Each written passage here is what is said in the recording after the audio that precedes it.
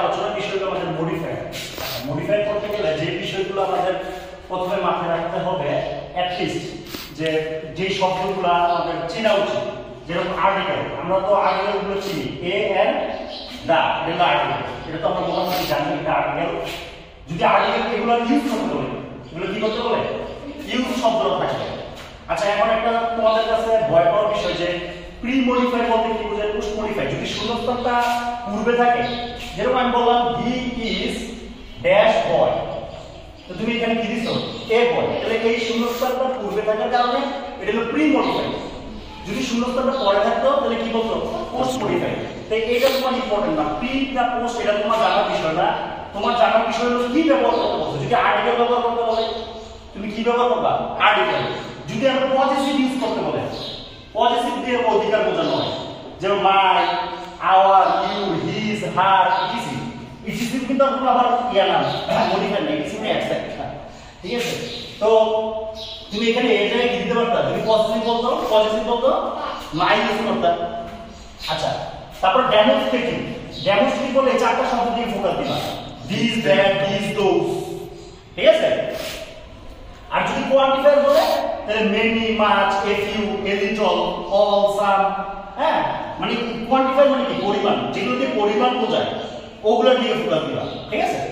তাহলে এখন প্রশ্ন হলো, স্যার এখানে তো এও গেছিল, মাইও গেছিল, তাহলে আমি কোনটা দিব? যদি আর্টিকেল বলে তাহলে তো এ দিবা, আর যদি পজিটিভ বলে তাহলে তো কি দিবা?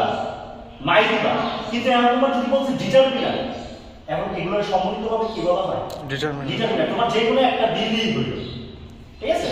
যেটা দিয়ে মিলে। এখন কত হলো? হি ইজ দিস বয়, এটা তো মিলে না, দিস তো মিলে না, কিন্তু মাই দিলেও মিলে, এ দিলেও মিলে। তাহলে তোমাকে তখন যেটা মিলে ওটা দিতে হবে। ডিটারমিনার বললে অ্যান্সার ফিক্স না। আচ্ছা, আর কিছু শব্দ আছে ডিটারমিনারের, আমরা মোটামুটি এই শব্দগুলো বেশি কম। ঠিক আছে? আবার প্র্যাকটিস করতে গেলে নতুন কিছু পাইলে ওগুলো আমরা বলবো। এবার আসো ইন্টেন্সিফায়ার জিনিসটা কি। খেয়াল করো, যেমন বললাম হি ইজ গুড। গুডটা একটা অ্যাডজেক্টিভ। গুড একটা কি? অ্যাডজেক্টিভ। এখন আমি যদি এটা বলি ভেরি গুড, ভেরিটা কিন্তু গ্রামাটিক্যালি ভাষায় কি একটা অ্যাডভার্ব। ভেরিটা কি? অ্যাডভার্ব। তাহলে অ্যাডজেক্টিভকে মডিফাই করে আমরা সাধারণত জানি অ্যাডজেক্টিভকে মডিফাই করে কি? অ্যাডভার্ব। এই যে আবার গুডকে আরো তীব্র করলাম, ভেরি, সে খুব ভালো। আর সো আমরা কোন সময় জানো? He is so good that, এত ভালো যে এভরিওয়ান লাইকস হিম, সবাই তাকে পছন্দ করে। তাহলে দ্যাট থাকলে আমরা কি? সো, মানে নরমালি কি আমরা? ভেরি। আর যদি তুমি আমরা বিউটিফুল লাগে রিয়েলি দিতে পারো, রিয়েলি বিউটিফুল, রিয়েলি হ্যান্ডসাম, তাহলে ভেরি, সো, রিয়েলি, এগুলো কথাগুলো কি করে? আরো তীব্র করে। এজন্য এগুলোর নাম দেওয়া হয়েছে কি? ইন্টেন্সিফায়ার। আবার মোটামুটি এগুলো অ্যাডজেক্টিভকে, যেহেতু অ্যাডজেক্টিভকে মডিফাই করে, এজন্য এগুলোই আবার তোমার অ্যাডভার্ব। তো ইন্টেন্সিফায়ারই আবার এক প্রকার কিসের কাজ করে?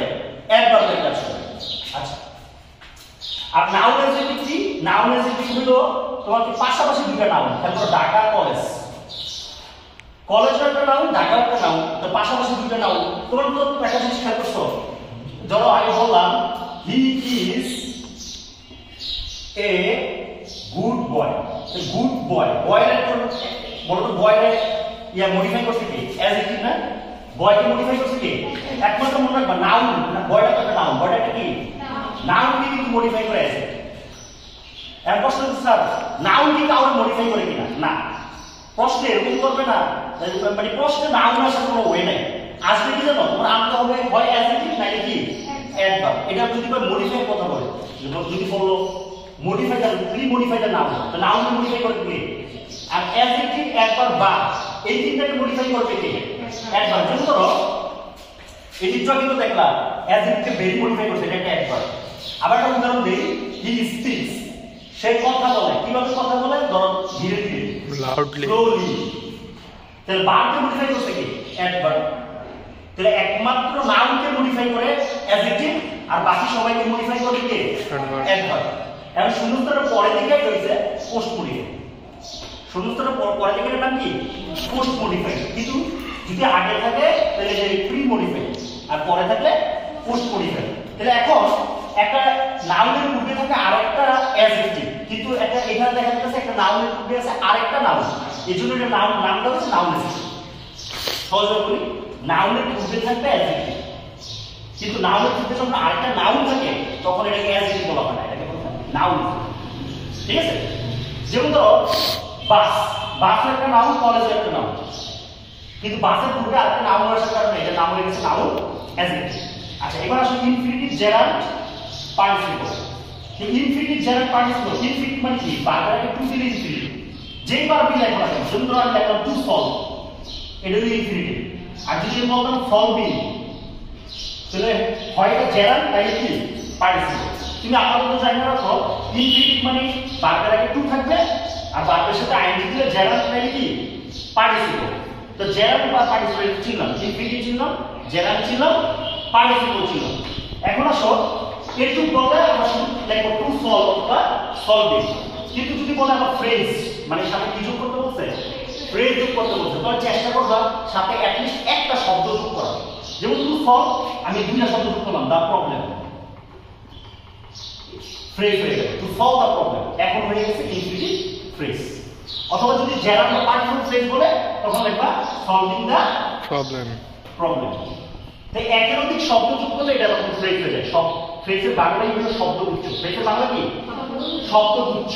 এই জন্য তুমি যখন ইনফিনিটিভ বলে তাহলে টু দিবা, আর জেরান্ট বা পার্টিসিপল বলে বাংলার সাথে আইএনজি দিবা। আরো কিছু টার্ম আছে এগুলো আমরা শিখবো আস্তে আস্তে, যেমন প্রিপোজিশনাল ফ্রেজ, দ্যাট মিন্স যেমন ধরো ইন দা মর্নিং, ইন থাকার কারণে এটা কি প্রিপোজিশনাল ফ্রেজ। আর প্র্যাকটিস করতে গেলে আরো কিছু নতুন শব্দ। ও আরেকটা বিষয় আমাদের শেখা হয় নাই, সেটা হলো অ্যাপোজিটিভ, APPOSITIV। অ্যাপোজিটিভ হলো কোন বিষয়টা বাড়তি তথ্য দেওয়া। অ্যাপোজিটিভ মানে কি বাড়তি তথ্য। যেরকম একটা উদাহরণ দেই, ধরো আমি বললাম মিস্টার মোহাম্মদ কামাল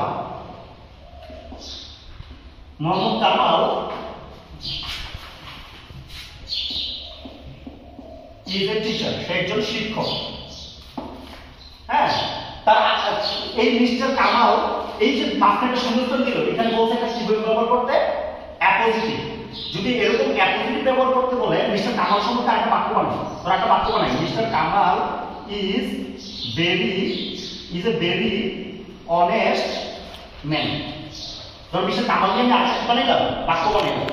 এখন মিস্টার কামাল তো অলরেডি এখানে আছে, আর ইজটা লেখা দরকার নেই, তাহলে বাকি থাকে কি এ ভেরি অনেস্ট ম্যান, এই যে এখানে বসে দিবা এ ভেরি অনেস্ট ম্যান।